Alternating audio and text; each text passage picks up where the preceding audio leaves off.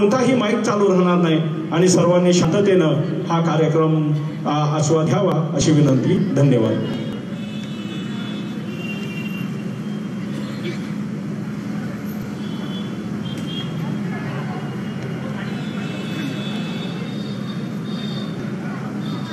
मराठा समाज खारघर यांच्या वतीनं आयोजित शिवजयंती उत्सव सोहळ्यासाठी उपस्थित असलेले आपण सर्व,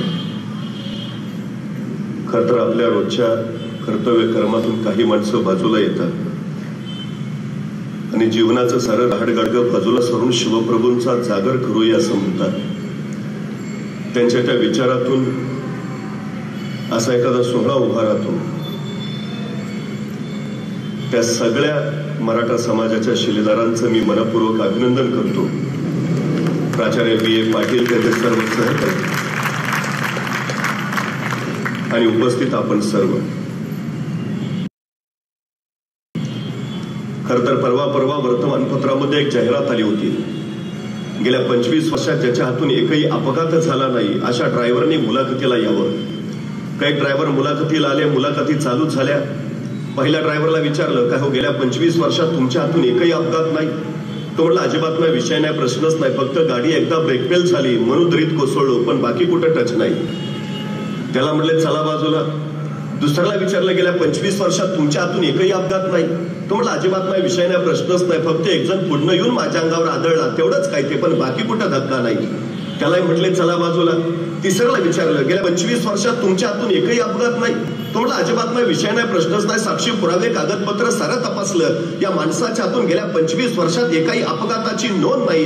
त्या मुलाखत घेणाऱ्याला आश्चर्य वाटलं. त्यानं न राहून विचारलं, गेल्या 25 वर्षात तुमच्या हातून एकही अपघात नाही, तुमच्या यशाचं रहस्य काय? तसा समोरचा ड्रायव्हर शांतपणे म्हणाला, गेल्या 25 वर्षापूर्वी माझी गाडीची मी एकदा गॅरेजला लावली, परत बाहेरच नाही काढली. ज्यांच्या गाड्या गॅरेजला त्यांचा अपघात व्हायचा विषयच येत नाही, पण ज्यांच्या गाड्या गॅरेजला त्यांना आयुष्यात कधी ध्येयही गाठता येत नाही. ही सगळ्यात महत्वाची वस्तुस्थिती आहे. ध्येय गाठायचं असेल तर गाड्या रस्त्यावर आणाव्याच लागतील, आणि रस्ते म्हणले तर खड्डे ठरलेले, टक्के टोलपे ठरलेले, ऊन वारं वादळ पाऊस हे सगळं ठरलेलं. ही सगळी झुंज जिंकणं ज्याला जमतं, हा सगळा संघर्ष सोसणं ज्याला साधतं, त्याला यश जिंकता येतं. ही सगळ्यात महत्वाची गोष्ट आहे. तुमचा संघर्ष जेवढा मोठा तेवढी तुमची उंची मोठी असते. 350 वर्षापूर्वी छत्रपती शिवाजी महाराजांच्या वाट्याला आलेला संघर्ष एवढा मोठा होता की जोपर्यंत चंद्र सूर्य राहतील तोपर्यंत छत्रपती शिवाजी महाराज तुमच्या माझ्या काळजामध्ये जिवंतच राहतील. स्वराज्य निर्माण करावं म्हणून स्वराज्य निर्माण नाही झालं. 50 वर्षाच्या आयुष्यामध्ये शिवाजी महाराजांनी जो संघर्ष केलाय त्याच्या पाठीवरची व्याप्ती जर बघितली तर या माणसानं काय केलं याचा विचार मनात आल्यावर मग मस्तक नतमस्तक झाल्याशिवाय राहत नाही. ही सगळ्यात मोठी गोष्ट. खरं तर शिवाजी महाराजांनी राज्य उभा केलं, पण स्वतःच्या राज्याचं नाव त्यांनी शिवराज्य नाही ठेवलं. स्वतःच्या राज्याचं नाव ठेवलं स्वराज्य. स्व म्हणजे माझं राज्य. या मातीत उगवलेल्या कुणीही या राज्याच्या नावाचा उच्चार करावा, माझं राज्य. आणि मग माझं आहे ना, मग मलाच लढलं पाहिजे, मलाच जगलं पाहिजे, मलाच फुगलं पाहिजे, मलाच मेलं पाहिजे. मी त्या प्रत्येकात रुजवली, फुलली, भरवली, आणि मग मातीसाठी लढायला, झुंजायला, मरायला माणसं सिद्ध झाली. हे सगळ्यात मोठं वैशिष्ट्य. नाहीतर बघा ना, तानाजीला बोलावलं आणि शिवाजी महाराजांनी तानाजीला सांगितलं, तानाजी तेवढा कोंडाणा घे, मग पंचायत समितीच्या तिकिटाचं तुझं बघतो. की विशाळगडावरनं निघणाऱ्या बाजी प्रभूंना सांगितलं, बाजी तेवढी खिंड लढवा, मग जिल्हा बँकेवर तुम्हाला घेतो. दिला काय महाराजांनी माणसांना? माणसं का मरायला तयार झाली? महाराजांनी हे नाही सांगितलं की कोणी शिवाजी राजा सांगतोय म्हणून ये, हे माझं राज्य उभा राहतोय म्हणून ये. शिवछत्रपतींनी स्पष्ट सांगितलं, हे तुझं राज्य आहे. तुला जर वाटत असेल तुझ्या राज्यासाठी काहीतरी करावं तर ये. तुला जर वाटत असेल तुझ्या पुरी सुरक्षित हव्यात तर ये. तुला जर वाटत असेल तुझ्या पुरीपुरींची आबरू राखावी तर ये. तुला जर वाटत असेल तुझ्या उद्याच्या पिढ्या सुखात नांदाव्यात तर ये. तुला जर वाटत असेल तुझ्या डोईवर सुखाचं छत्र उभा राहावं तर ये. कुणी शिवाजी राजा सांगतोय म्हणून नव्हे, आणि स्वतःचं राज्य म्हणून माणसं या प्रवाहात सामील झाली. आणि मग बघता बघता तानाजी, बाजी, येसाजी, कोंडाजी, कडतोजी अशी शौर्यशाली धुरंदांची मांद्याळी स्वराज्यासाठी मरायला एका पायावर तयार झाली. खरं तर शिवकाळ हा महाराष्ट्राचा पहिला काळ आहे जिथं माणसं जगण्यासाठी नाही, जिथं माणसं मरण्यासाठी स्पर्धा करतायत. अहो महाराजांनी कुठली एखादी मोहीम काढावी. तानाजी सरदिशी पुढे यायचं, राज म्या जाणार तसं बाजी म्हणायचं. ताना कुठं निघाला पुढं, आम्ही आहे ना बाजून, ती काय नाही राज, एवढा आपला, आपण जाणार राज, आपण लढणार राज, तसा खस्तीशी तानाजी यायचा. बाजी गावापासून नंबर लावून बसलेला, ही मोहीम आपली, आपण जाणार राज, आपण लढणार. पहिला काळ आहे, माणसं मरायला तयार आहेत. हे सगळ्यात मोठं वैशिष्ट्य आहे या स्वराज्याचं, सगळ्यात मोठं. नाहीतर स्वराज्याची संस्थापना तरी कशी झाली? शहाजीराजांच्या सांगण्यावरनं महासाहेब जिजाऊ पुण्यात आल्या, उदो झालेलं पुणे, भकास कंगाल झालेलं पुणे, रायरावांना गडावाचा नांगर पडला सगळ्या पुण्यावरनं, सगळी भूमी उजाड करून टाकली. त्याच भूमीत एक पहार रोवलीये, तुटकी वाल तुटकी कवडीत अडकवलीये आणि सांगितलं इथल्या रयतेला इथं वस्ती करणं अशुभ. जो कोणी वस्ती करेल त्याचा निर्वंश होईल. आणि माणसाच्या भयानं परगंदा झाली. सह्याद्रीच्या निवडधड्या परत गिरं कडेकापर्यंत जो मुठीत घेऊन कशी बशी जायला लागली. जगण्यासाठी मरायचं आणि मरण्यासाठी जगायचं असा त्यांच्या आयुष्याचा अट्टाहास झाल्या. अशा पुण्यात आल्यात मासाहेब. राज्य करायचं, जहागिरी चालवायची, पण राज्य करावं कुणावर, जहागिरी चालवावी कुणावर? होतो कोणी तर दगडा थोट्यांवर. अरे माणसं होती कुठं? माणसं दूर दर्यापुरात परगंदा. मासाहेबांनी त्या परगंदा लोकांना घातली साथ. या परत या गावात. आणि रयतेने विचारलं कुणाच्या भरोशावर? आणि कडाडल्याची जाऊ तुमच्या शिवबाराजांच्या भरोशावर. या राजे समत आहेत. पण त्याच वेळी रयतेने बोट दाखवलं मातीच्या उरात रोल्या गेल्या पहारीकडं आणि विचारलं कसं यावं इथं आलो तर आमचा निर्वंश होईल. त्या सरशी मासाहेब झाल्या पुढं मातीच्या उरातली ती पार उचकटली, दूर फिरकावून दिली, अंधश्रद्धेचं जोकर झुगारलं आणि कडाडल्या मासाहेब मी राहीन इथं, उद्या माझा झाला निर्वंश तरी. आपल्या एकुलत्या शिवबाला सोबत घेऊन मासाहेब पुण्यात राहायला लागल्या. बघता बघता रयतेला विश्वास आला, आणि मासाहेब राहताय तिथं, आपण का नाही? रेत परतू लागली, घर गणपतू लागली, गावं कुजूजू लागली. पण रयते पुढे पुन्हा एकदा प्रश्न पडला, गावात राहिलो घरात राहिलो, पण खावं काय प्यावं काय, शेती करावी तर पेरावं काय, काय आहे आपल्याकडं? आणि मोठाली महाराष्ट्रातली पहिली सहकारी संस्था उभा राहिली. त्या सहकारी संस्थेचं नाव होतं स्वराज्य, आणि या संस्थेच्या संस्थापिका होत्या मासाहेब जिजाऊ. त्या स्वराज्य नावाच्या संस्थेतून इथल्या शेतकऱ्यांना बिबारा दिली, खरं दिली, बैल जोड्या दिल्या.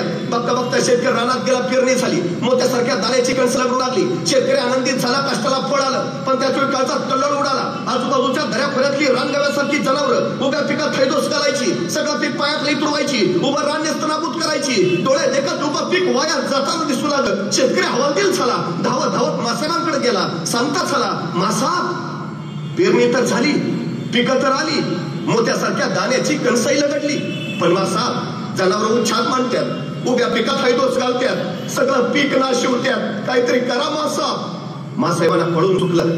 पिकं जगली तर शेतकरी जगेल, पिकं जगली पाहिजे. दुसऱ्या दिवशी मासाहेबांच्या विलक्षण बुद्धीतनं एक विलक्षण युक्ती बाहेर पडली, आणि मासाहेबांनी आसपासच्या गावागावात दौंड दिली. जो कोणी पिकात उच्छाद मांडणाऱ्या जनावरांचा बंदोबस्त करेल त्याला सोन्याचं कड दिलं जाईल. आणि गावागावात तरणीबाज जिगरबाज पोरं बाहेर पडली. रातोरात पिकाभोवती पहरा करायला लागली. एखादं जनावर खुसपसताना दिसलं, चित्त्याच्या चपळायला झेप मारायला लागली, त्याच्या मुसक्या उडायला लागली, शेपटी तोडायला लागली, आणि दाखवाला मायसाहेबांकडे घेऊन यायला लागली. सोन्याचं कड मिळवायला लागली. एकाच दगडात दोन पक्षी मारले मासाहेबांनी. एक, जनावरांपासून पिकाचं रक्षण झालं, आणि दोन, स्वराज्यासाठी आवश्यक असणारी जिगरबाज मावळ्यांची मांद्याळी आपोआप गोळा झाली. एके दिवशी रात्री 1:30-2चा प्रहर होता. लाल महाल संत शांत निद्रिस्त झालेला. अचानक बाहेर 5-6 पोरांचा गलका ऐकू आला. तसा पहारेकरी धावत धावत पुढं झाला. 5-6 तरुणी बाण पोरं. एका पोराच्या खांद्यावर बनवट रानगव्याचं धोड. पहारेकरनं विचारलं, काय र? तसं कर्णबाण पोरग म्हणालं, मासाहेबांनी भेटायचंय. कारण मासाहेबांनी दौडील की नवं, जो कोणी जनावरांची शिकार करेल त्याला सोन्याचं कड दिलं जाईल. हे काय जनावर घेऊनच आलोय नवं? तसा पहारेकरी म्हणणार, पण सकाळी की मासाहेब झोपल्यात आता? नाही, मासाहेबांनी भेटल्या बिगार जाणार नाही. अरे याला का फुडाल्या का? रातचं 1:30 वाजल्यात. सकाळी की मासाहेब झोपल्यात आता? नाही, मासाहेबांनी भेटल्या बिगार जाणार नाही. पोरं ऐकायला तयार नाही. तोपर्यंत बाहेरचा तो गुंडळ ऐकून मासाहेब स्वतः जातीनं येत्या झाल्या. काय गडबड रे? तसा कर्णबाण पोरग सरदिशी पुढं झालं. मासाहेब तुम्ही द्रव, जो कोणी जनावरांची शिकार करत त्याला सोन्याचं कड दिलं जाईल. हे काय जनावर घेऊनच आलो नवं? मासाहेबांनी एकदा त्या पोराकडं, एकदा त्या जनावराकडे बघितलं, आणि मासाहेब म्हणाल्या, अरे पण आम्ही दौंडीत आधी सांगितलेलं की अख्खं जनावर दाखवायला आणायची गरज नाही, नुसती शेपटी दाखवायला आणली तरी चालेल. ते अख्खं जनावर कशाला घेऊन आला? तशी त्या पोरानं मान खाली घातली, आणि ते पोर मासाहेबांना म्हणालं, मासाहेब ध्यानातच नाही राहिलं बघा. आणि काय रे, सकाळी आला असता तर आम्ही काय तुला सोन्याचं कड दिलं नसतं? एवढं जसं ऐकलं तर त्या पोराच्या दोन्ही डोळ्यातनं गळगळ पाणी उघडायला लागलं. त्याला हुंका फुटला. आलेला हुंका दाबून तो पोर मासाहेबांना म्हणाला, मासाहेब सोन्याचं कडं मिळावं म्हणून नाही आलो मासाहेब. मासाहेब तुमच्या कौतुकाची थाप माझ्या पाठीवर पडावी म्हणून आलो मासाहेब. मासाहेब तुमच्या कौतुकाची थाप पाठीवर पडली ना, धातीचं बळ येतं. त्या जनावराची शिकार केली आणि वाटलं कवा एकदा तुमच्या जवळ येतो आणि कवा एकदा तुमच्या कौतुकाची थाप पाठीवर घेतो. सोन्याचं कडं नको मासाहेब, तुमच्या कौतुकाची थाप फक्त माझ्या पाठीवर पडू द्या. मासाहेब पुढं झाल्या. त्याचे डोळे पुसले. त्याला विचारलं, नाव काय रे तुझं? तसं ते पोर म्हणाल, ताना. तानाजी मालुसरा, उमराट गावचाची. आणि त्या दिवसापासून ताना जो मासाहेबांचा झाला तो मरेपर्यंत स्वराज्याचा राहिला. एक कौतुकाची थाप माझ्या तानाजीला घडवणारी ठरली. खर तर ज्या समाजामध्ये पाठीवर कौतुकाची थाप टाकणारी माणसं असतात त्या समाजामध्ये नररत्न उगवतात, आणि ज्या समाजामध्ये पाठीवर कौतुकाची थाप टाकणारी माणसं नसतात तिथं नररत्न कधी उगवत नसतात. स्वराज्य हे तलवारीच्या पात्यावर नाही, स्वराज्य हे कौतुकाच्या थाप्यावर उभा राहिलंय. ही सगळ्यात महत्वाची वस्तुस्थिती आहे, सगळ्यात महत्वाची. नाहीतर बघा ना, औरंगजेब कुणी साधा नाही बरं. आशिया खंडातलं सगळ्यात मोठं साम्राज्य म्हणजे औरंगजेबाचं, आणि आशिया खंडातलं सगळ्यात छोटे राज्य म्हणजे माझ्या शिवरायांचं. काबूल पासून कंधार पर्यंत आणि गंगेपासून यमुनेपर्यंत ज्याच्या राज्याचा विस्तार असं औरंगजेबाचं बलाढ्य साम्राज्य तर अवघ्या 6.5 जिल्ह्यापुरतं पसरलेलं माझ्या शिवरायांचं स्वराज्य. औरंगजेबाच्या नुसत्या सरदारांची संख्या 14,500 आणि एका सरदाराच्या हाताखाली 50,000ची फौज म्हणजे 14,500 गुणले 50,000 एवढा औरंगजेबाचं लष्करी सामर्थ्य. तर माझ्या महाराजांचं सगळं सैन्य गोळा केलं तर बैल कसोबा अवघं 35,000. औरंगजेबाचा एका वर्षाचा वार्षिक महसूल त्या काळात 350 कोटी रुपये आणि माझ्या स्वराज्याचा वार्षिक महसूल कसा बसा 1 कोटी रुपये. म्हणजे औरंगजेब मनबर आहे आणि स्वराज्य कणबर आहे. मग हा मनबर औरंगजेब हे कणबर स्वराज्य चिरडायला का टाकलाय? हयातीची 36 वर्ष घालवली त्यांनी. 36 वर्ष त्याला स्वराज्य उद्ध्वस्त करायचंय, स्वराज्य निस्ताराभूत करायचंय, स्वराज्य संपवायचंय. आणि स्वराज्यच का? स्वराज्यच का? तिकडे इराणचा शाहबाज तसाच आहे, अफगाणिस्तान तसंच आहे, आदिलशाही तशीच आहे, निजामशाही तशीच आहे, कुतुबशाही तशीच आहे. ते घे ना, इराण घे, अफगाणिस्तान घे, आदिलशाही घे, निजामशाही घे, कुतुबशाही घे. स्वराज्यच का? औरंगजेबाने याचं उत्तर त्याच्या मृत्यूपत्रात लिहिलंय. औरंगजेब लिहितो, इराणचं राज्य शाहबाजचं आहे, अफगाणिस्तानचं राज्य दुर्राणीचं आहे, नगरचं राज्य निजामशहाचं आहे, विजापूरचं राज्य आदिलशहाचं आहे, गोवळकोंड्याचं राज्य कुतुबशहाचं आहे. पण महाराष्ट्रातलं स्वराज्य हे पुन्हा राजा, सुलतान, सम्राट वा बादशहाचं राज्य नाही, तर ते इथल्या रयतेचं राज्य आहे. आणि जिथं रयतेचं राज्य असतं माणसं मरायला आणि मारायला कधी मागं पुढे बघत नाही. आणि सगळ्यात मोठा धोका येतो हा आहे. औरंगजेबानं स्वराज्याच्या यशस्वीतेचंच गणित मांडलं. हे रयतेचं राज्य आहे आणि जिथं रयतेचं राज्य असतं तिथं माणसं मरायला आणि मारायला कधी मागं पुढे बघत नाहीत. आणि सगळ्यात मोठा धोका येतो तो. आणि खरं आहे त्याचं. त्या बुंदेलखंडाचा छत्रसाल बुंदेल आलाय महाराजांकडं. तो महाराजांना म्हणाला, महाराज आपण जसं महाराष्ट्रात स्वराज्य उभा केलं तसं आता आपण माझ्या बुंदेलखंडात यावं आणि मलाही राज्य उभा करून द्यावं. महाराज म्हटले, पहिला चालता हो, मी तुझ्याकडे यावं, तुला राज्य उभा करून द्यावं, मग तू राज्य करणार. अरे माझ्याकडे कोण आलं? मला कुणी मदत केली? त्या मातीत उगवलेल्या माणसांच्या बळावर राज्य मी उभा केलं. जे मी इथं केलं ना ते तू तिथं जाऊन कर. हा छत्रसाल बुंदेला महाराजांकडनं प्रेरणा घेऊन गेला आणि त्यांनी बुंदेलखंड स्वतंत्र केला.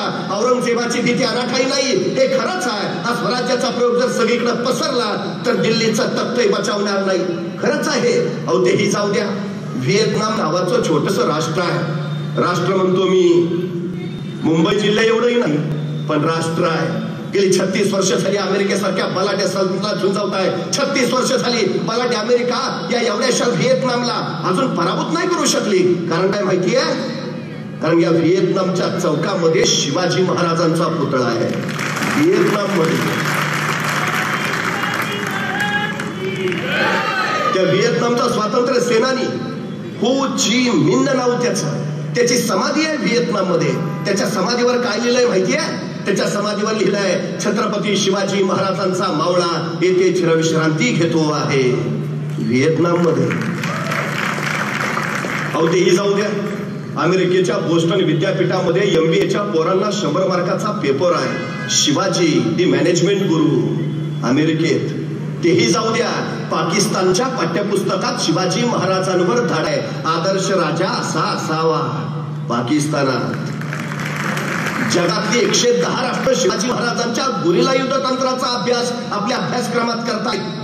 मला प्रश्न पडतो, सगळं जग शिवाजी महाराजांचा अभ्यास करतंय, माझ्या देशातल्या माझ्या पोरांच्या पाठ्यपुस्तकात शिवाजी महाराज किती आहेत? किती आहेत शिवाजी महाराज? एखाद्या मुलाला विचारा, अरे किती आहेत शिवाजी महाराज? तो 4 मार्काला आहे. एक 4थीचं पुस्तक आलंय आम्ही, राजा शिवछत्रपती, विषय संपल्यानंतर. आता सीबीएसई पॅटर्नचं इतिहासाचं पुस्तक आलंय, 1700 पानाचं पुस्तक आहे. त्या 1700 पानामध्ये शिवाजी महाराज किती आहेत माहितीये? 4 ओळी फक्त. संभाजींचं तर सोडूनच द्या, ज्ञानोबा तुकोबा तर बाजूलाच ठेवा. कुठला इतिहास शिकणार आहे तुझ्याची पोरं आमची?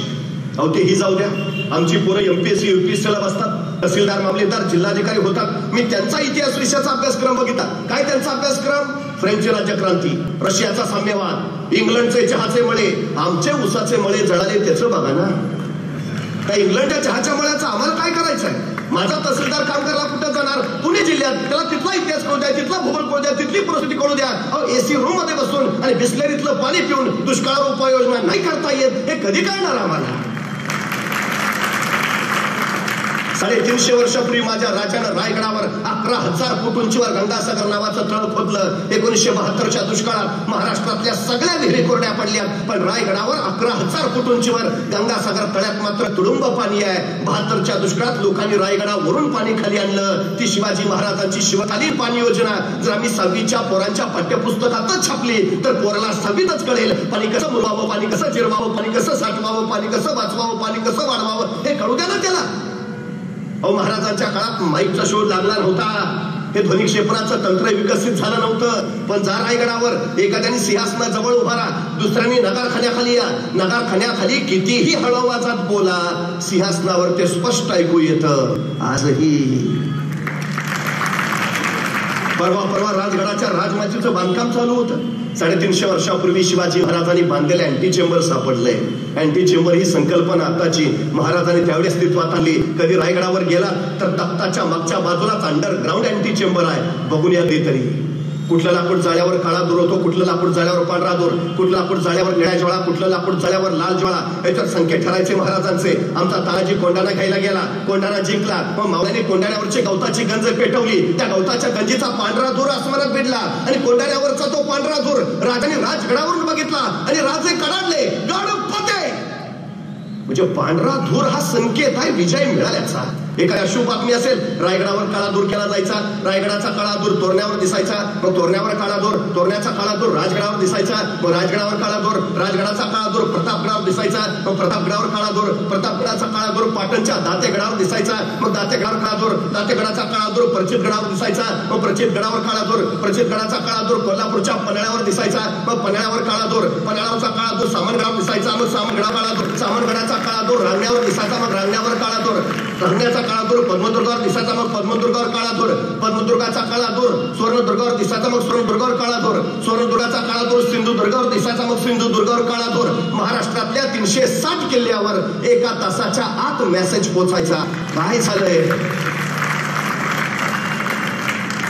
Out of coverage, not reachable, सभी लाईने व्यस्त आहे.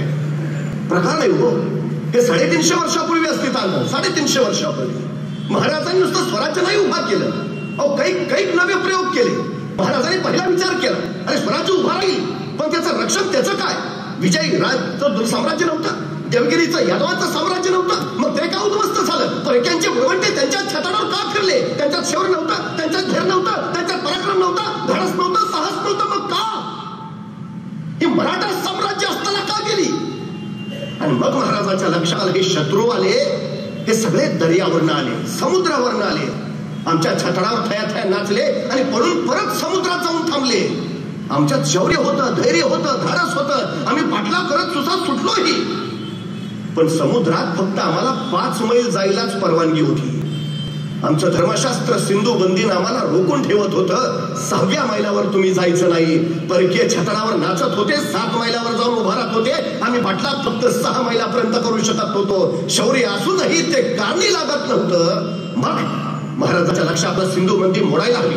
मग महाराजांनी आंदोलन केलं, महाराजांनी मोर्चा काढला, महाराज उपोषणाला बसले आझाद मैदानावर.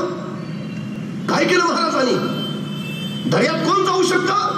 कोळी अग्नी भंडारी. महाराजांनी हे सगळे कोळी अग्नी भंडारी गोळा केले. दर्यात कोण जाऊ शकतं? मुस्लिम जाऊ शकतात. महाराजांनी दौलत खान दर्या सांगितला स्वतः सोबत आणि त्यांना सांगितलं दर्या राखला पाहिजे. या उपर दर्यातनं कुणी आलं नाही पाहिजे. अहो ते अरबी लोक यायचे, कोकणातल्या बायका पळवायचे, भर तरावर त्यांची आबरू उठायचे, माणसं वाटवायचे, नाक कान कापायचे, दर्या रताळून टाकायचे. खवळले महाराज. दौलत खरावर खराडले. दौलत खा या उपर जर असे पातक घडले तर त्याचे पाप तुमच्या माथी नसेल. आणि दौलत खराला वर्दी मिळाली. काही अरबी आले, आक्रमण करायला आले आणि बघता बघता मराठ्यांचं आरमार सुसाट सुटलं. फार मस्कत पर्यंत पाठलाग करत गेलं. मस्कतला तुंबळ युद्ध झालं. काही अरब दर्यातच कापले गेले. 200 अरब जिवंत सापडले. महाराजांच्या सामने पेश केले. मराठी आरमाराचा हा पहिला विजय होता. सम्राट चंद्रगुप्तानंतर हिंदुस्थानात स्वतःच आरमार उभा करणारा पहिला राजा म्हणून आम्हाला शिवाजी महाराजांची नोंद घ्यावी लागते. पहिला आरमार, हिंदवी आरमाराचे जनक छत्रपती शिवाजी महाराज हे 200 अरब महाराजांच्या पुढे पेश केले. महाराजांनी बघितलं आमच्याच मातीतून आमचीच माती. दौलत खा आमच्या साताऱ्याच्या जवळ वासोट्याचा किल्ला आहे. व्याघ्रगड सुद्धा म्हणतात त्याला. ऐन डोंगरात आहे. भयान घनगर्द जंगल आहे. म्हणजे डोंगरात जसा भाग दबा धरून बसावा तसा तो व्याघ्रगड. इतका भयान जळवाचं साम्राज्य. डोंगरावरनं प्रवास करावा लागतो, नदीतनं जावं लागतं, मग केव्हा तरी तो व्याघ्रगड दिसतो. जाणं सोपं नाही. दिवसा ढवळ्या सूर्य जमिनीवर पोचत नाही. माणसाची बात सोडा, पाखरही तिकडे फिरकत नाही. परवा पुण्यातली 4-5 पोरं फिरायला गेली होती. हेलिकॉप्टरनं शोधावी लागली. एखाद्याला गायब करायचं असेल तिकडं नेऊन सोडा. इतका भयान आहे तो अजूनही. त्या काळात कसा असेल? महाराजांनी सांगितलं या 200 अरबांना त्या वासोट्याच्या किल्ल्यावर नेऊन ठेवा. यांना इतकं मारा, इतकं मारा, इतकं मारा, हे मेले नाही पाहिजेत बस. आणि त्या 200 अरबांना मराठी नुसते मारत होते. इतके मारत होते, इतके मारत होते, फक्त मरूच देत नव्हते. त्या आठवड्यातच इतके सुजलेले एकमेकांनाच ओळखेनात. तो आमच्यातलाच का? इतके मारले. महिनाभरानंतर महाराजांनी सांगितलं आता सुजलेले 200 अरब त्यांच्या जहाजात पाचवा आणि त्या त्यांच्या देशात पाठवून. पण कोंडाजीला काही पटेना. तो म्हटला महाराज सोडायचं होतं तर धरलं कशाला? जाऊ दे रे. पण जाऊ दे रे. आदेश होता महाराजांचा. हे सुजलेले 200 अरब त्यांच्या जहाजात बसवले, दिले त्यांच्या देशात पाठवून. पण कोंडाजीच्या डोक्यातला काही प्रश्न जाईना. त्यांनी महाराजांना परत विचारलं महाराज सोडायचं होतं तर धरलं कशाला? मग महाराज म्हणले कोंडाजी आता हे सुचलेले त्यांच्या देशात जातील, त्यांच्या प्रांतात पोचतील, त्यांच्या गावी येतील, त्यांच्या घरापुढे उभा राहतील, दार ठोठावतील, त्यांच्या बायका दार उघडतील, घरात यांना पाहतील आणि म्हणतील आमचे हे घरात नाहीत, नंतर या. यांच्या बायका यांना ओळखायच्या नाहीत कोंडाजी. आणि उद्या चुकून जर कुणी तिरक्या नजरनं महाराष्ट्राकडे निघाला, पहिला हा आडवा जाईल. कुठे निघाला? महाराष्ट्रात नको जाऊ, महाराष्ट्रात नको जाऊ. भयानक काय तू राजा, आमची काय हालत केली माहितीये ना, नको जाऊ. ताप नाही परत माझ्या महाराष्ट्राकडे तिरक्या नजरनं कुणी बघायची. महाराजांनी दहशत बसवली. कुणी नाही परत दर्यावर, एकही आक्रमण नाही. त्याच्यानंतर आक्रमण झालं फक्त आता 26/11ला. 350 वर्षापूर्वी महाराजांनी सांगितलं महाराष्ट्राला धोका जमिनीवरनं नाही, महाराष्ट्राला धोका समुद्रावरनं आहे. 26/11चा दहशतवादी हल्ला झाला. मग आम्हाला कळालं महाराज म्हणत होते ते खरं होतं. पण काय गेली 350 वर्ष आम्ही महाराज फक्त डोक्यावर घेऊनच नाचत बसलो. आम्ही महाराज डोक्यात कधी घातलेच नाहीत. डोक्यावरून मिरवण्यापेक्षा डोक्यात जर महाराज घातले असते तर 26/11चा दहशतवादी हल्ला सुद्धा रोखता आला असता. हे 350 वर्षापूर्वी केलं महाराजांनी. पण महाराजांना त्याच वेळी जाणीव आहे जी माणसं दुसऱ्याच्या खांद्यावर उभा असतात ती केव्हाही ढासळतात, पण जी माणसं स्वतःच्या पायावर उभा असतात त्यांना कोसळण्याचा धोका नसतो. स्वराज्य उभा करायचा आहे पण स्वतःच्या पायावर उभा केलं पाहिजे. तत्कालीन काळात जहाजं इंग्रजांकडनं घ्यावी लागायची, तोफा पोर्तुगीजांकडनं घ्याव्या लागायच्या, दारूगोळा डचांकडनं घ्यावा लागायचा. आणि त्यांनी जर घेणं बंद केलं तर परिस्थिती कधी उद्भवू शकते. महाराजांनी त्याचा विचार केला. महाराजांनी कुडाळ डिचोलीला दारूगोळ्याचे कारखाने काढले. रत्नागिरी जिल्ह्यातल्या विजयदुर्गला जहाज बांधायचा कारखाना काढला आणि मुंबई जवळच्या कल्याणला आरमाराची गोदी काढली. स्वराज्यात स्वतःची शस्त्र बनवण्यासाठी स्वयंपूर्ण झालं. महाराजांची गर्भत त्यावेळी दरी असायची, पण त्या गर्भतात वजनदार तोफा ठेवल्या की त्या वजनानं ती जहाज दचवायची. जहाज दचमळ की नेम चुकायचा, उपयोग नव्हता. आणि तोफेचा गोळा पुढे सुटला, दाब मागं पडला की जहाज पाण्यात पडायचं. महाराज विचार करायला लागले काहीतरी केलं पाहिजे. आणि अखेर महाराजांनी विचार केला. महाराज इथं कल्याणच्या कारखान्यात आले. सगळ्या कामगारांना सांगतो तसं, आणि महाराजांनी सांगितलं असं असं असं, आणि तसं तसं जहाज तयार झालं. तत्कालीन काळात पाण्यावर अत्यंत जलद गतीनं पळणारं, किती वजन ठेवलं तरी पाण्यात न डचमळणारं, तोफ्याचा गोळा पुढे सुटला दाब मागं पडला तरी पाण्यात न उडणारं असं विलक्षण जहाज महाराजांनी तयार केलं. ज्या इंग्रजांकडनं महाराजांना जहाज विकत घ्यावी लागायची, त्या इंग्रजांनी महाराजांना पत्र पाठवलं, तुम्ही तयार केलेलं जहाज आम्हाला विकत देता का?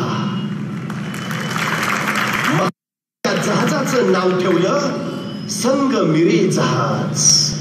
ही स्वराज्याची निर्मिती आहे. शिवाय छत्रपतीने इतका या हिंदुस्थानात दुसरा सृजनशील आणि निर्मितीक्षम राजा झाला नाही, अजिबात नाही. नवनिर्मिती करायला प्रोत्साहन दिलं. नाहीतर बघा ना, शिवाजी महाराजांनी प्रत्येकाला यश कशाला आहे स्वराज्याचं, या स्वराज्यात प्रत्येक जण सामील झाला. जोपर्यंत जनता तुमच्या सोबत नसते तुम्हाला राज्य करता येत नाही. असं सरकार लोकप्रिय असू शकत नाही. सरकार लोकप्रिय तेव्हा होतं तर जनतेला ते सरकार आपलं वाटतं. महाराजांनी ते केलं. वचननामा काय स्वराज्याचा? रस्ते नीट करतो, भारनियमन बंद करतो, बेरोजगारी हटवतो. काय महाराजांच्या स्वराज्याचा वचननामा काय? सर्वांस पोटास लावणे आहे बास. 18 पकड जातीची 12 बुद्धिधराची सारी, सुतार लोहार चांभार न्हावी जोशी गुरववाणी मुलानी साडी मारी धनगर कोळी आगे भंडारी सगळी. अरे कारखाने काढले, सुतारला काय मिळालं, लोहारला काय मिळालं, चांभारला काय मिळालं, प्रत्येक जण पोटाला लागला, स्वराज्यात सामील झाला. सुतार सुद्धा ती फळी रांधताना पण आनंदाने रांधायचा. आणि या फळीचं जहाज होणार आहे, ते जहाज दर्या जाणार आहे, ते जहाज जरी विजय मिळवेल ना, मला अभिमान वाटेल त्या जहाजाची फळी मी रांधलीये, मी. प्रत्येक जण सामील करून घेतला, प्रत्येक जण. स्वराज्याचं यश याच्यात आहे. आणि त्याच्यापेक्षा महाराजांनी प्रत्येकाला जबाबदारी दिली. ही जबाबदारी तुझी. शिवकाळ हा जगातला एकमेव असा इतिहास आहे ज्या इतिहासात तुम्हाला कुणी जबाबदारी टाळतानाच दिसत नाही. एकदा दिली ना दिली बस, परत बघायचं नाही त्याच्याकडे. तो काम पूर्ण करणारच कोण विश्वास होता. आणि मावळ्याने तो राखलाही होता. मावळ्यापासून ढवळ्यापर्यंत आणि सरदारापासून शिलेदारापर्यंत तुम्हाला एकही असा भेटणार नाही की ज्यानं जबाबदारी टाळली, अजिबात. बघा आमच्या तानाजीनं पोराचं लग्न काढलंय, पत्रिका द्यायला तो महाराजांकडे गेला. महाराजांना म्हणाला, राज रायबाच्या लग्नाला यायचं बरं का. मात्र राजाची नजर आहे कोंडाण्यावर. आणि कोंडाण्याकडे पाहता पाहता राजे तानाजीला म्हणाले, ताना कोंडाणा घ्यायचं म्हणे आहे रे. तसा सर्दी सुटला तानाजी. आता त्या पत्रिका फेकल्या. राजा आधी लगेच कोंढाण्याचं पण रायबाचं, आणि पोराचं लग्न टाकून तानाजी कोंढाण्याचं लग्न करायला गेला. गेला गेला गेला असा गेला की रायबाचं लग्न करायला परत आलाच नाही. मला राहून राहून प्रश्न पडतो, त्या तानाजीच्या जागी आजचा तानाजी असता तर नाही त्याने पोराचं लगीन काढावा, पत्रिका द्यायला तो महाराजांकडे जावा आणि महाराजांनी म्हणावा, ताना कोणाला घ्यायचं म्हणे आहे रे. सर्दी सुटला असता तानाजी. बोलता काय राजा, पोराचं लगीन काढले राहू, पुन्हा ते लगीन सराय हो की परत. फरक आहे. नंतर पन्हाळगडाच्या वेड्यातनं राजे निसटले. बाजी प्रभू शिवजीनाथ निंबाळकर सोबत आहेत. राजे पुण्याला गजखिंडीत आले आणि त्याच वेळी वार्ता मिळाली शत्रू पाठलागावर आहे. राजाने बाजी प्रभूंना सांगितलं, बाजी खिंड तुम्ही लढवा, काय मोजक्या जमानिशा मी पुढे जातो, तोपर्यंत बाजी खिंड तुम्ही लढवा, सगळी जबाबदारी बाजीवर. पण थोडी बाजी असं नाही म्हटले, राज सकाळपासून अंगात जरा कणकणच आहे, बाकी दुसरं कोण सापडतंय काय, परत आहेच की मी. जबाबदारी टाळली नाही, शिर तुटलं, पण बाजीचं धड तलवार फिरवत राहिलं. जबाबदारी पाळणं याला म्हणतात. हल्ली आमच्याकडे जबाबदारी टाळणं याच्याशिवाय दुसरा उद्योग नाही. बघा ना, या देशाच्या लोकशाहीनं 18 वर्षानंतर आम्हाला मतदानाचा मूलभूत अधिकार दिला. आमची जबाबदारी आहे देशाच्या विकासासाठी चांगली माणसं सत्तेत यावी, यासाठी आम्ही मतदान करावं. जबाबदारी आमची. किती टक्के जबाबदारी पार पाडतो, किती टक्के मतदान होतं आमच्याकडं? 30%, 35%, 40%, 50%, 50%, 55%, डोक्यावरनं पाणी 60%, म्हणजे 40% लोक आपला मतदानाचा मूलभूत अधिकार बजावत नाही, जबाबदारी चालत नाही. आणि मग आम्ही म्हणतो देश भरकटलाय, भ्रष्टाचार वाढलाय, असं झालंय तसं झालंय. तू गप, तुला तुझी साधी मतदानाची जबाबदारी पार पाडता येत नाही, तू काय सांगतो? तुला बोलायचा अधिकार नाही, अजिबात नाही. ज्या दिवशी माझ्या देशात 100% मतदान होईल त्या दिवशी एकही चुकीचा माणूस सत्तेत आलेला नसेल, एकही. आणि मला एक कळत नाही, काय अडचण काय मतदान करायला? मतदान करायला काय पैसे पडतात? हल्ली मिळतात. ती आमची शोकांतिका लोकशाहीची. ते जाऊ द्या, साधी गोष्ट सांगतो तो. आमची मुलं असतात टू व्हीलरवर, गाडीवर, बाईकवर बसलेली, संकट रस्त्याने चाललेली असतात, बाहेर स्पीड, अचानक पुढे बोर्ड लागतो नो एंट्री. आता बोर्ड लावलाय नो एंट्री, प्रवेश निषिद्ध, या रस्त्यानं नका जाऊ, तरी मागचा पुढच्याला म्हणतो घाल की, त्याला काय होत आहे? ते घालतं नो एंट्री गाडीत. मग ते हवालदाराला येतो, पावती फाडा. मग सांगतो साहेब घ्या ना मिटवून. नाही 300ची पावती फाडा. हो साहेब घ्या ना मिटवून. नाही पावती फाडा. हो साहेब घ्या ना मिटवून. मग यांचं कसं मिटवलं जातं. त्यांची गाडी तिथून जरा पुढे येते आणि गाडी जरा पुढे आली की मग मागचा पुढच्याला म्हणतो भ्रष्टाचार जास्तच वाढलाय नाही. हवालदार काय तुझ्या घरी आलता का? ते बिचारा निवडपणे त्याची ड्युटी करतोय, त्यालाही कामाला लावला. शर्टाचं पहिलं बटन चुकलं की बाकीची बटणं आपोआप चुकत जातात आणि शर्टाचं पहिलं बटन बरोबर लागलं, बाकीची बटणं न बघताही बरोबर लागतात. पहिली चूक आपली असते. आपण सरळ चाललो ना, बाकीचे दोरीतच चालणार. गरज आहे आपण सरळ चालायची, आपण आपली जबाबदारी पार पाडायची. तो जपानी माणूस केळाची साल सुद्धा कधी जमिनीवर टाकत नाही, चुकून टाकत नाही. तो मातृभूमी आहे माझी, आई आहे माझी, तिच्या अंगावर केळाची साल टाकायची, हिचा अपमान केल्यासारखं नाही का? केळाची साल टाकत नाही तो जमिनीवर, थुंकायचं लांबच. आमच्याकडे जिथं बोर्ड येते थुंकू नका, तेच रंग जास्त. काय जबाबदारी पाहतो. या मागच्या उन्हाळ्यात काही लोकांनी पानपोया काढल्या, म्हणजे आल्या गेल्या लोकांची तहान भागावी म्हणून पानपोया काढल्या. पानपोईवर ग्लास ठेवला, पण ग्लास सुद्धा साखळीने बांधून ठेवला. का? गॅरंटी नाही माणूस पाणी पित पण ग्लास ठेवेल का? अरे काय प्रकार आहे. शिवाजी महाराजांना पन्हाळा घ्यायचा आहे, पण पन्हाळ्यावर दुश्मन आहे 36,000 आणि महाराजांची सगळी फौज गोळा केली तर भरेल कशमशावगी 7,000 आणि महाराज 7,000 फौजेच्या बळावर 36,000 दुश्मन असलेला पन्हाळा घ्यायचं म्हणतायत. महाराजांनी बैठक बोलावली. अनाज दत्तो, मोरोपंत, प्रल्हादपंत, बळाचावची, तानाची, येसाची, कोंडाची, कडतोची सगळे समोर. आणि महाराजांनी विचार पन्हाळा घ्यावा म्हणतो, पण पन्हाळ्यावर दुश्मन 36,000. कोण जातो? कोण जातो? कोण घेतो पन्हाळा? सगळे चिडीचो. दुसऱ्याच्या मतदारसंघात जाऊन निवडून येणं सोपं आहे का? 36,000 दुश्मन आहे तिथं. महाराजांनी पुन्हा विचार, कोण जातो? कोण जातो? कोण घेतो पन्हाळा? तसा उठून उभा राहिला कोंडाची. महाराज म्या जातो, म्या घेतो पन्हाळा. भले पट्टी शाबास, कोंडाची घ्या घ्या घ्या, तुम्ही पन्हाळा घ्या. वा. आणि मग महाराजांनी विचारलं, पण कोंडाची पन्हाळ्यावर दुश्मन 36,000, तुम्हाला तुमच्या सोबत किती फौज हवी? किती हवी फौज? तसा कोंडाजी म्हटला, द्या 50-60 मावळं. राजे म्हणले 50-60 मावळं? कोंडाची 36,000 दुश्मन आहे, 50-60 काय मागता? तसा कोंडाजी म्हटला, तसं काहीच नव्हतं मागणार, पण ते लईच विचित्र दिसलं असतं म्हणून म्हणलं त्या 50-60 मावळं. अरे काय माणूस, एकटा जायला तयार आहे, एकटा लढायला तयार आहे, एकटा जबाबदारी घ्यायला तयार आहे. आमच्याकडे एखाद्याला सांगा की करतोस का रे तेवढं, त्याला द्या ना जोडीला. काय नीतच कळत नाही मला. ते आमच्याकडे मुलगी बघायचा एक सोहळा असतो. ते नवरा मुलगा, त्याचे मित्र, घरातले सगळे ज्येष्ठ असे सगळे मिळून मुलगी बघायला जातात. मग ते मुलगी दाखवण्याचा कार्यक्रम चालू होतो. मुलगी दाखवली जाते, मग ते प्रश्न वगैरे विचारून होतात. मग ते पोहे, चहा वगैरे सगळं आटपतं आणि मग सगळं आटपत निघालं. मग कुणीतरी एखादा ज्येष्ठ म्हणतो, आता नवऱ्या मुलानं सांगावं मुलगी कशी आहे. आता नवऱ्या मुलावर पाळी आली की नवरा मुलगा शेजारच्या मित्राला कोपरान टोचवतो, तुला कशी काय वाटते? त्याला काय करायचं? तेवढी तरी जबाबदारी घे ना. काय जबाबदारी टाळण्याशिवाय उद्योग नाही. माझा कोंडाजी एकटा जायला तयार आहे, माझा कोंडाजी एकटा लढायला तयार आहे. तरी महाराजांनी त्याला 1,500ची फौज दिली. सोबत तानाजी दत्तोना दिलं आणि कोंडाजी निघाला. 6 मार्च 1673 रात्रीच्या 12:30 वाजता कोंडाजी पन्हाळ्यावर पोहोचला. रात्रीच्या 12:30 वाजता. आता महाराजांच्या सगळ्या लढाया रात्रीच्या, दिवसा हालचाल नाही. कोंडाणा घेतला रात्री, तोरणा घेतला रात्री, पुरंदर घेतला रात्री आणि त्यातल्या त्यात निम्म्याच्या वर लढाया अमावस्येच्या रात्री. म्हणजे दिवस शुभ आहे का? मुहूर्त काढलाय का? प्रस्थानाची वेळ काय? प्रकार नाही. हल्ली आमच्याकडे फॅड बाहेर. आमच्या घरातला करता माणूस कामाबाहेर पडतो, 5-6 पावलं जातो, 7 मिनिटाला परत घरात. बायको विचारते काय झालं? मांजर आडवं गेलं. मला राऊंड प्रश्न पडतो, त्या मांजराला काय वाटत असेल हे आडवं गेलं.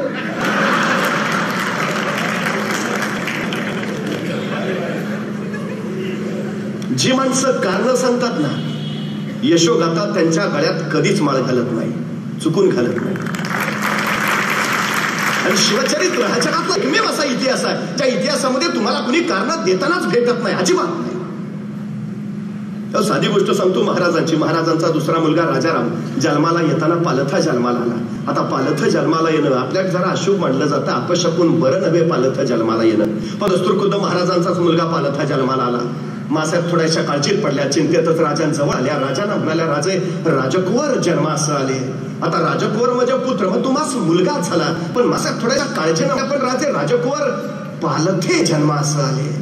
आता दुसरा कुणी असता तर म्हणलं असता झालं आमच्याच नशिबात का, पण नाही बरं. जशा मासाहेब म्हणाल्या राजकुवर पालथे जन्मास आले, महाराज उद्गारले बहुत उत्तम, आता दिल्ली पालथी घालतील.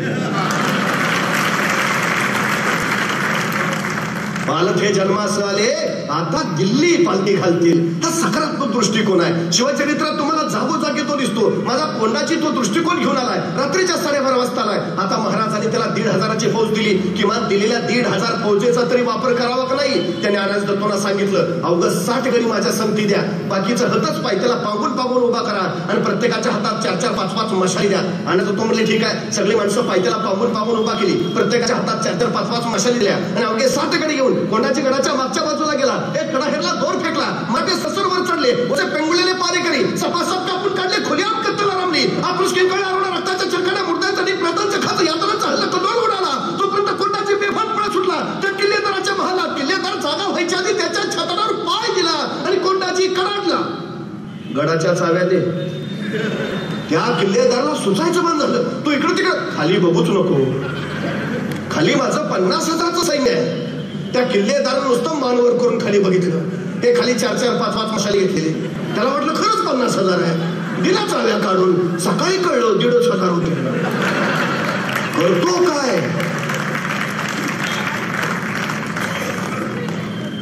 राजकारण हे दंडाच्या बळावर आणि मनाच्या चांगुलपणावर करता येत नाही. ते बुद्धीच्या कसरतीवरच करावं लागतं. आणि महाराजांचं सारं राजकारण हे बुद्धीच्या कसरतीवर आहे. नाहीतर बघा ना, पन्हाळ्यावर दुश्मन आहे 36,000. महाराजांची सगळी फौज गोळा केली तर भरेल 7,000. महाराज असं नाही म्हटले त्यांची 36,000 आहे, आपली 7,000 आहे. बघू पुढच्या पंचवार्षिकला 20,000 करून मग करू हालचाल. जेवढं आहे तेवढं. कारण सांगणं प्रकारच नाही. सगळ्यात महत्वाचं तुम्ही काम किती करता याला महत्व नाही. तुम्ही काम कसं करता याला महत्व नाही. तुम्ही तुमच्या कामाचं नियोजन कसं करता हे फार महत्वाचं आहे. आणि शिवचरित्र या नियोजनाचा, व्यवस्थापनाचा सर्वोत्कृष्ट नमुना आहे. 50 वर्षाचं आयुष्य आहे महाराजांचं, पण 50 वर्षात एक घटना नाही, एक प्रसंग नाही की ज्याचं महाराजांनी नियोजन केलं नाही. चुकून नाही, एकही घटना नाही की ज्याचं महाराजांनी नियोजन केलं नाही. फक्त एक आणि एकमेव घटना ज्याचं महाराजांनी नियोजन केलं नव्हतं, फक्त एक, ती म्हणजे महाराजांचा मृत्यू. त्याचंच फक्त नियोजन नव्हतं. बाकी 50 वर्षातल्या प्रत्येक प्रसंगाचं महाराजांनी नियोजन केलं. खतर 10 मार्च 1659 महाराजांनी प्रतापगडावर अफजल खानाचा कोथळा बाहेर काढला. अफजल खानाचा कोथळा बाहेर काढायला महाराजांना फक्त 2 मिनिटं लागली. पण या 2 मिनिटासाठी महाराजांनी तब्बल 1 वर्ष नियोजन केलं होतं. तब्बल 1 वर्ष. 40,000च्या फौजेनिशी आलेल्या अफजल खानाला प्रतापगडावर आणण्यापासून ते भेटीचा दिवस आणि भेटीचा वक्त ठरवण्यापर्यंत नव्हे, सोबत कोण माणसं घ्यावी कोण नको याच्या पलीकडं. बघा ना, खानाची छावणी खाली माचीवर आहे. राजे गडावरून खाली येणार आहेत. राजाने भेटीचा वक्त निवडला बरोबर दुपारी 12:35. आता 12:35 का? कारण सूर्य बरोबर माथ्यावर येतो. मग आता सूर्य माथ्यावरच का? तर राजे गडावरून निघाले तर सूर्याच्या त्या लक्क प्रकाशात खानाची छावणी हालचाल स्पष्ट दिसावी. पण खानानं जर राजांकडे बघायचं म्हटलं तर सूर्याची किरण त्याच्या डोळ्यात घुसावी, त्याला काही दिसू नये. वक्त बरोबर दुपारी 12:35. 12:30 वाजता गड सोडलेले राजे खानाच्या छावणीच्या बाहेर दुपारी बरोबर 2 वाजता पोहोचले. आता सोबत माणसं कोण महाराजांच्या? तानाजी आहे, यसाजी आहे, बाजी आहे, कडतोजी आहे, कोंडाजी आहे, यापैकी कुणी नाही. महाराजांनी या वक्ती घेतला जीवा महाला, या वक्ती सोबतीला घेतला सभाजी गावची. तुम्ही शिवचरित्र सगळं बघा. एक व्यक्ती परत महाराजांनी परत नाही वापरली, चुकून नाही. कुठलंही एक चाल महाराजांनी पुन्हा नाही वापरली, कुठलीही घ्या. अफजल खानाला भेटून म्हणलं, पण शाहिस्ता खानाला लाल महालात जाऊन कापलं. प्रत्येक वेळी चाल वेगळी आहे, प्रत्येक वेळी माणसं वेगळी आहेत. जीवा महाला तुम्हाला प्रतापगडाच्या युद्धातच भेटेल, परत पन्हाळ्यावर नाही. कोंडाजी तुम्हाला पन्हाळ्यावरच दिसेल, तू पुरंदरावर नाही. तानाजी तुम्हाला कोंडाण्यातच दिसेल, तो परत रवेश्वरावर भेटणार नाही. प्रत्येक युद्धात, प्रत्येक प्रसंगात महाराजांनी माणूस वापरलाय अचूक योग्य. कुठला माणूस कुठल्या वेळी कसा अचूक वापरावा याचं अद्भुत तत्वज्ञान महाराजांकडे आहे. महाराजांनी या वक्ती घेतलाय जीवा महाला का? कारण सोड सय्यद बांडा दानपट्टा फिरवणारा, त्याच्यासारखा दानपट्टा फिरवायचा मजा हवा फक्त जीवा. सोबत आहे संभाजी गावची हत्तीसारखा धिप्पाड. आता तोच का? कारण दस्तूरखुद्द अफजल खान तसा आहे. आखाड्यात पैलवान उतरवायचे झाले तर एकाच गटाचे असावेत, म्हणजे कुस्ती रंगते. माणसाची निरळ आणि माणसांची पारख शिकावी ना, ती महाराजांकडनं.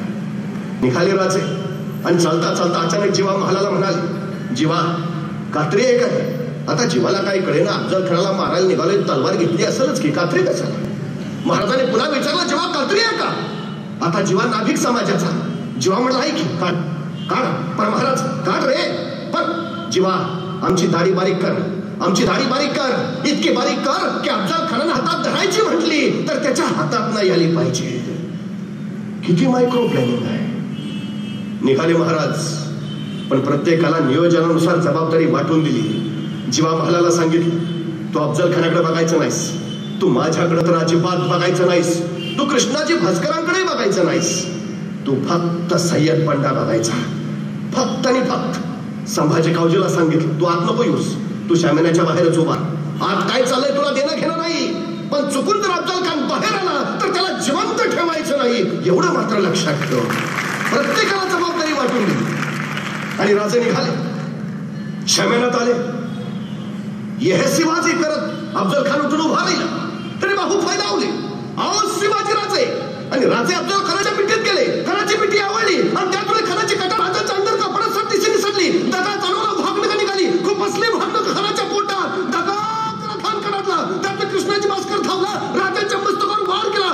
राजा बेसावत अचानक सय्यद बंडाचा दान पट्टाला आणि मस्तक छाटला. त्याचवेळी जीवाचा दान पट्टा सय्यद बंडाचा दान पट्ट्याचा छाटून रिकामाही झाला आणि इतिहास पुटपुटला. होता जीवा म्हणून वाचला शिवा.